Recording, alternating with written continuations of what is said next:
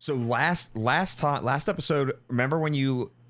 There's a few things I said that you looked at me like, okay, bud. So Trevor's relationship with Cypher right off the bat, they're in bed in the first episode. Immediately. Yeah. So I was like, that was kind totally of abrupt, changes. to be honest. It was like they went from bickering, almost sibling-esque, to banging. Yeah. That was like, all right, that happened. Okay. But this season's weird because, and I understand. So Nate in our office was talking to me about it. Nate is one of the hosts of Studio Blank. They do all the anime stuff.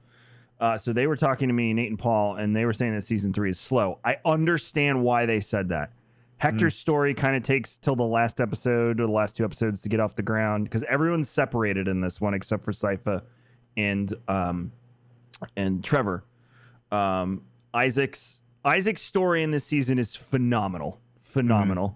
Hector's, again, takes a little while to get going. Alucard, same way, but you almost enjoy the peace that Alucard has in his life in the first half of the when he's training. I have their names. Hold on. What's their names? Taka and Sumi. Yes.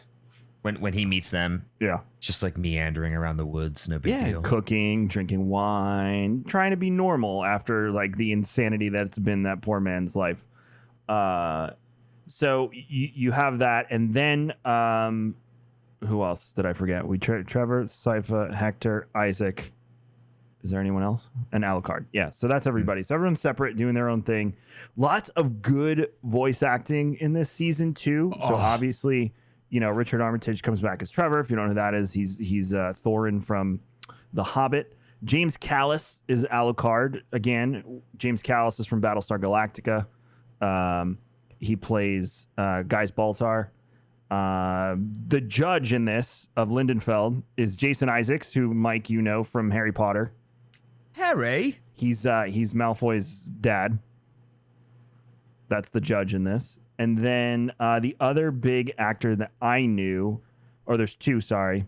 Bill Nye, not the science guy, the other Bill Nye, the guy who played the speaker in Destiny and has played 1,000 other amazing roles as Saint Germain in this. And then also from Destiny, Lance Reddick himself, who I love Lance Reddick. He's one of the coolest actors in Hollywood. Plays the captain in the first few episodes, who is the one that takes Isaac from, I'm assuming, Africa to Europe. Oh. What? You know who else we forgot? Who? Carmela and Lenora and the sisters. I guess they're that also in with Hector, though.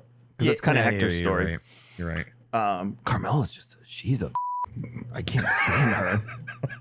I want to kill her. Lenore was funny to me because Lenore is how I expected everyone in the show to look and act, because she is the typical anime trope. Anime waifu vampire. 150%. Down to the scene where her and Hector are banging. And I'm like, of course you have thigh highs on. This is couldn't be more anime than she and I have a feeling they did that on purpose, was for us to be lured in with Hector.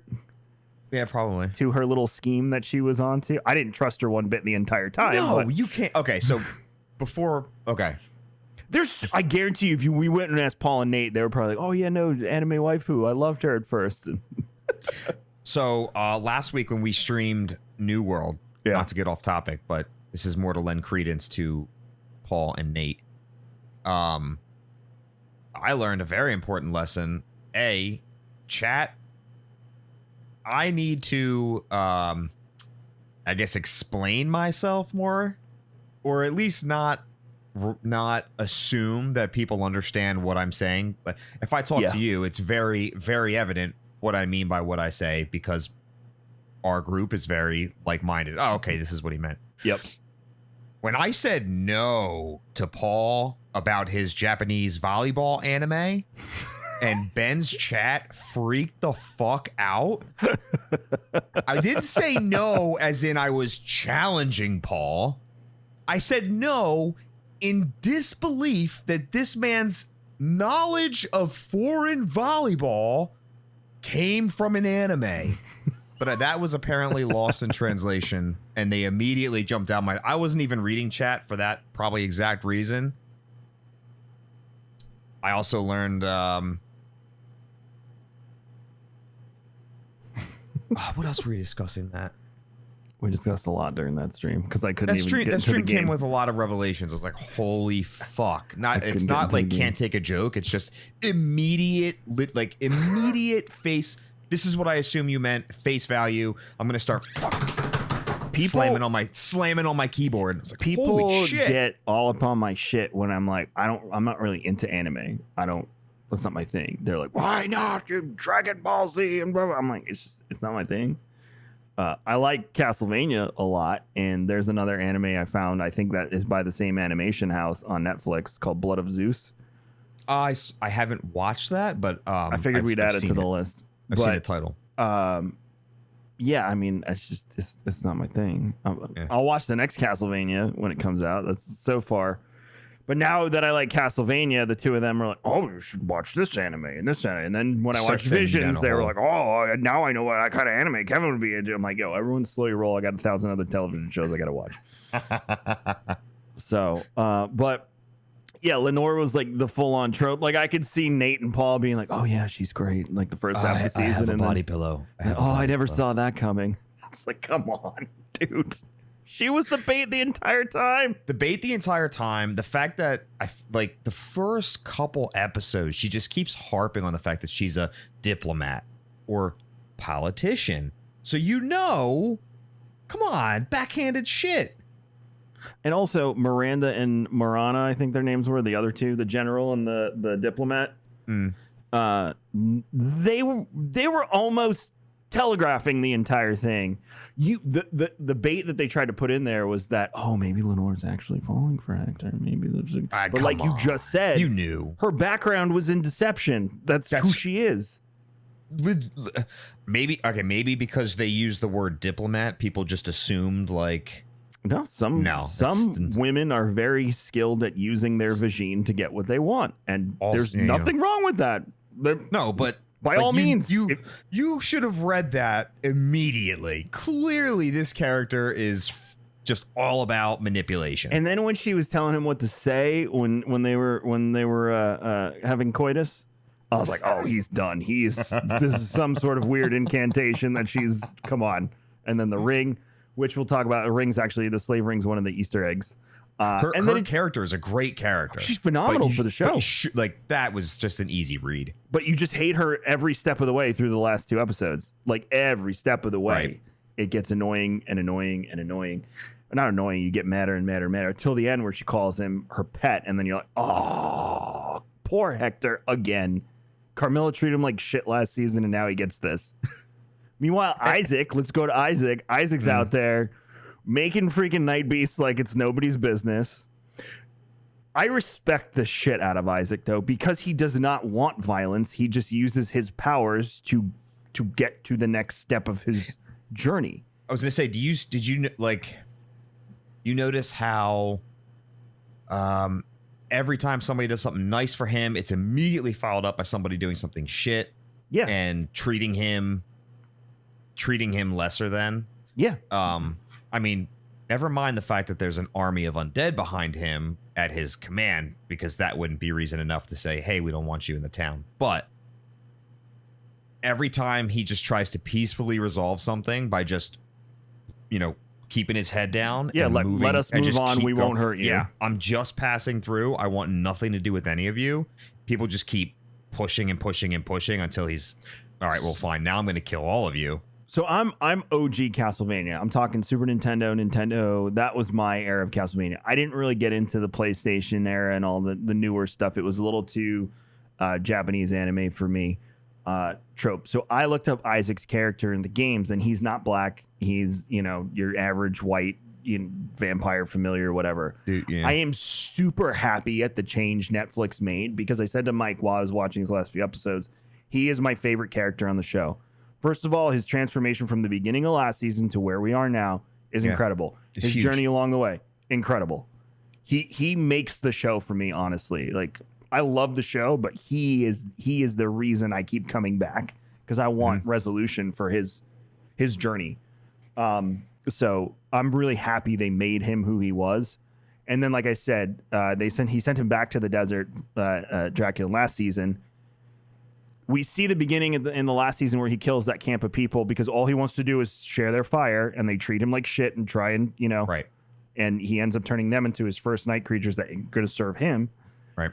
Then he takes the boat with the captain, who's Lance Reddick, who the captain, by the way, is based on a boss from Rondo of Blood. Smooth Talking Captain's based on a boss from Rondo of Blood. In that game, the captain is actually a spirit haunting a ghost ship. The spirit possesses a painting of the captain, and a fight ensues. Oh, that's a... So yeah, I'm pulling That out would all the almost Easter be eggs now. cooler if he was just a pirate ghost spirit. So he goes from somewhere in Africa, we don't know where he is, to Genoa, which is Italy. And that's where the port city is. Because this all takes place in the real world. I feel like that gets lost in the show a lot. All of these places are real places. So he goes from Italy to Austria. That's where Styria is. That's where this magician guy is. Where he meets the creepy old other Forge Master lady living by herself in the middle of nowhere on the way. Is that the one that gave him the mirror? She tells him where the mirror is. Okay. And that it's a big mirror and can transport multiple things at once. But he goes to Styria, which is a real state in Austria. It's actually the state that Arnold Schwarzenegger was born in. Arnold. Yeah. Arnold. So that was interesting. And also, we'll get to Lindenfeld in a bit, but Lindenfeld is also a real place in Romania. And it's actually abandoned and actually called the Phantom Village, IRL. So Really? Yes. Isn't that awesome? That's incredible. Yeah. So Isaac's journey for me was awesome. And then the fight with this magician guy was nuts. Nuts. So I actually vaguely remember what's it called? The Legion, the ball of humans that he uses to attack people. The giant ball of bodies the magician creates to fight Isaac is a nod to the famous Castlevania boss known as Legion, which appears in many of the games. Usually a massive fleshy sphere of writhing corpses. It's pretty gross and used to great effect in the animated series. So cool. So cool. He's essentially using a boss. Yeah, essentially. Well, I mean, they're very good at keeping the gaming aspect of this in the show because the characters always encounter bosses. There's always lesser night creatures that are easier to kill, and then you encounter these larger, much harder to kill ones. Like when Trevor was in the basement of the Abbey or the Prior, and he has to take out his old whip, and he's using the old whip with the Morning Star to kill the one beast because he has to keep hitting it because it heals itself. That's such a boss fight mechanic. But yeah, the magician, and the magician's also apparently just a nod to the various evil magicians all throughout the Castlevania series, not one in particular. Just in general that they exist. Yeah, and then Isaac, he put that crown that obviously mind controls them, and Isaac got out of it, which was awesome. It shows you Isaac's will, and his want for revenge. Yeah. So I have a feeling, and this is probably a bunch of you have seen this, and you're just here to hear my thoughts. But I'm hoping in season 4, Isaac is the one that frees Hector. We'll see. And then does what? I don't know. I have no idea. I like when I think it's the captain. The captain asks him, right? He's divulging everything about the plan to the captain. Tells him his history and tells him what he wants to everything do. that happened. And the captain says, well, what are you going to do? Just basically pick up Dracula's mantle and kill all of humanity? Mm-hmm. And his response is really hesitant, but is ultimately yes. Yeah. And he's like, I assume that's going to include me as well. And speaking of Dracula, we find out that he's living in hell with his wife, which Mike alluded to with the face to me last week when I said that. So, and it sucks because they look like they finally, that's all they want is each other, And again, it goes back to us saying that this is a romance at its core between, Alucard's parents. And it looks like they're in hell and they seem to be content with the fact that they're in hell together. Odd. But is it though? For him, no. For her, I feel like yes. But true love, if it's actually true love, then doesn't matter where they are as long as they're together. But does true love belong in hell? I mean, now you're asking existential questions, and also now you're bending the boundaries of what universe we're in. So it's in true, that right. one, maybe it doesn't matter. You're right. So getting to that whole story, we meet Count Saint Germain, who's voiced again by Bill Nye, not the science guy. who is in some of the other Castlevania games, but not in this way. They do hint at the fact that in the games he has knowledge of the Infinite Corridor, which in this they completely expand on what his knowledge of the Infinite Corridor is. The Infinite Corridor is super interesting. It's basically the gateway between worlds, which he has a dream at one point and he sees the future, which, by the way, people That's when he wakes up and he's like all fucked up and he sees the mech running through the desert. He sees the spaceship, which to me, by the way, that spaceship looks just like the spaceship from Prometheus, which is the alien precursor. I don't know why, if they did that as a nod or something, but it looked just like it. Is that when he says he's like, someday I'll have regular dreams or something like that? Yeah, because apparently in the games, Saint Germain can see the future.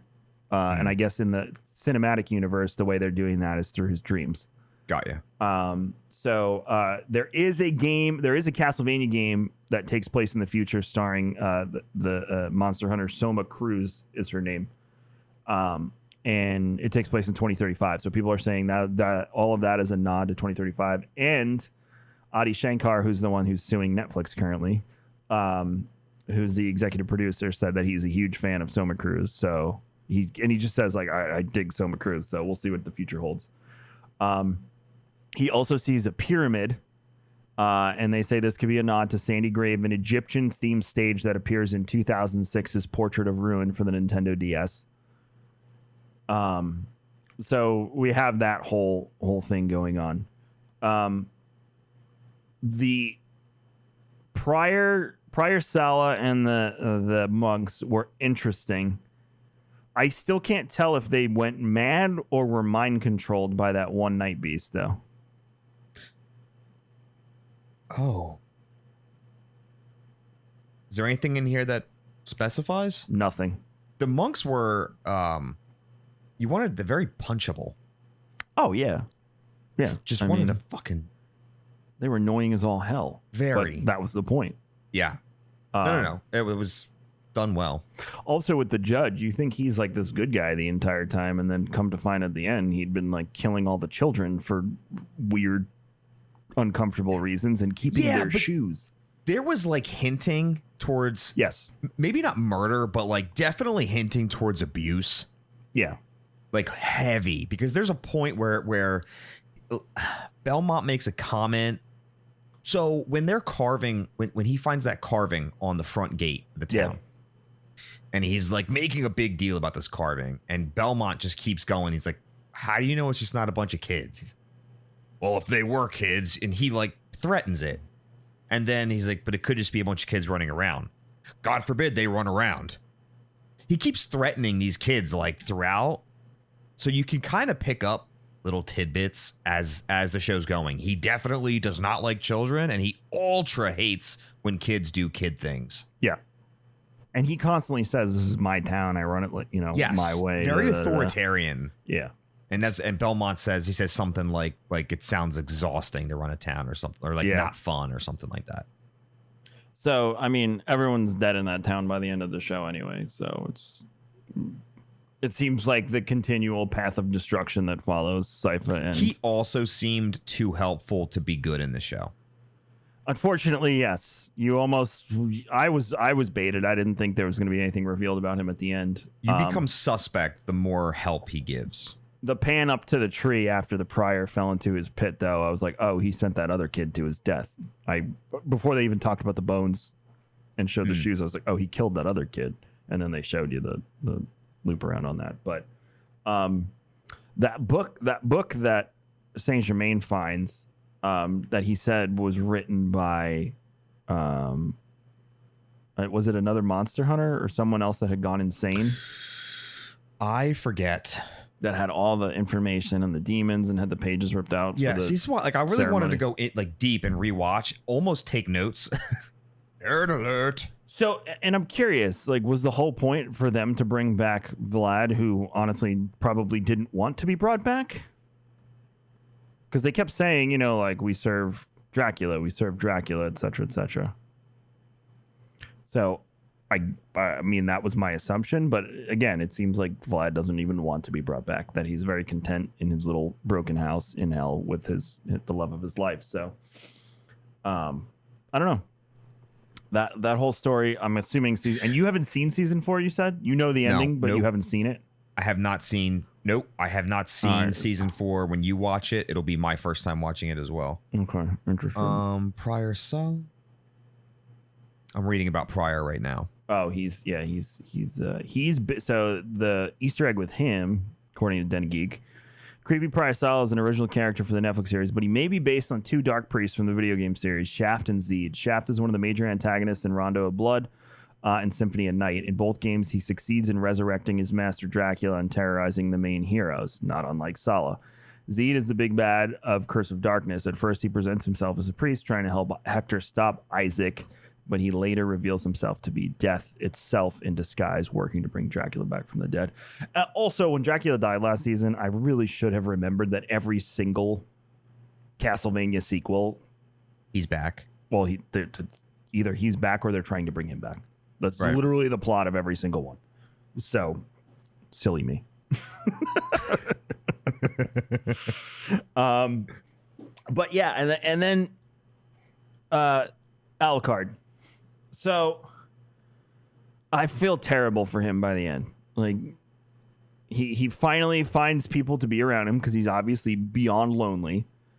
And Taka and Sumi tell the story of, I forget her name, but she was the Japanese vampire from season 1 or season, I think it's season 1. She dies. She dies in the battle with everyone. The one Camilla starts between the vampires.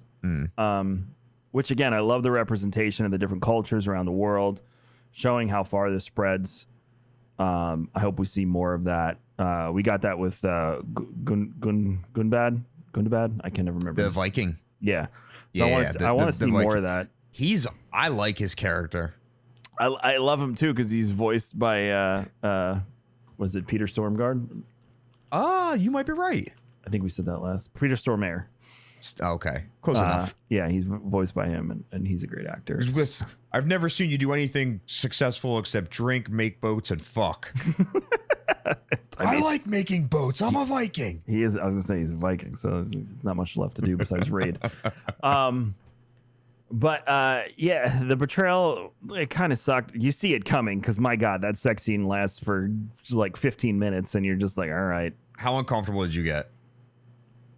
The only reason I got uncomfortable was because to finish it, I was eating my breakfast and watching it in the kitchen, and my daughter was like, I was just gonna say, because it's a cartoon. It's like, I had it on my iPad, so I had it angled away from her, and then it was like anime boobies and stuff, and I was like, oh, I gotta watch this in the other room.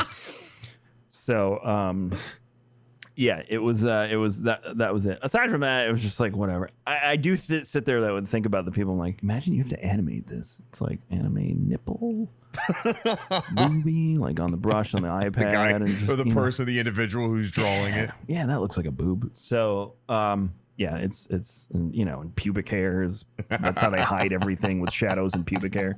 So, it's cool. But at the end of the day, Alucard continues to have trust issues naturally. Yeah. And I'm hoping for a better life for him in season 4. I'm assuming everyone's going to end up at some point back together in season 4. That's my assumption, but I don't know. But I hope they do. So, yeah, I mean, I'm excited for season 4. I know that's the end of it, and I know the show wasn't intended to end in season 4, but I've been told there is resolution at the end of season 4, so I'm excited. I've heard it's wrapped up very well, is what I've heard. That and then you're not angry at the way it concludes. And then, we have the other show sometime in the future, which is the French Revolution, is what I'm hearing. It takes place. Which I'm excited about. And we discussed last time. Yep. But Trevor and Sypha's relationship now, from what you saw prior and what you assumed to what you see it is now, I actually enjoy their interactions. And so early on, I don't know, episode 1 or 2, somebody, it might have even been the judge. He refers to it was the judge. He says, you're a hero. He says, I'm no hero. She's a hero, but she's also insane, if you haven't seen. And the judge immediately clips back and goes, oh yeah, I've noticed. And as she progressed, you can see she does get like a little wide-eyed crazy. when it's coming about fighting and everything. I like the way her character progressed.